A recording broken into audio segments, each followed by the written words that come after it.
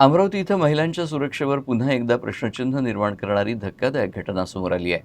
Police आयुक्तालय परिसरात एका युवतीचा पाठलाग करून तिची छेड काढणाऱ्या युवकाला संतप्त नागरिकांनी पकडून चोप दिला. घटनेची माहिती मिळताच गाडगेनगर पोलिसांनी घटनास्थळी धाव घेतली आणि त्या युवकाला ताब्यात घेतलं. अमरावतीच्या पोलीस आयुक्तालय परिसरात एका युवतीचा पाठलाग करून तिची छेडछाड करण्याचा प्रयत्न केल्याची धक्कादायक घटना समोर आली आहे. एका युवकानं युवतीचा पाठलाग करत तिच्याशी गैरवर्तन करण्याचा प्रयत्न केल्याची माहिती आहे.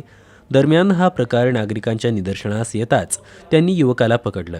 संतप्त नागरिकांनी संबंधित युवकाला चोप दिल्यानं परिसरात काही काळ खळबळ उडाली.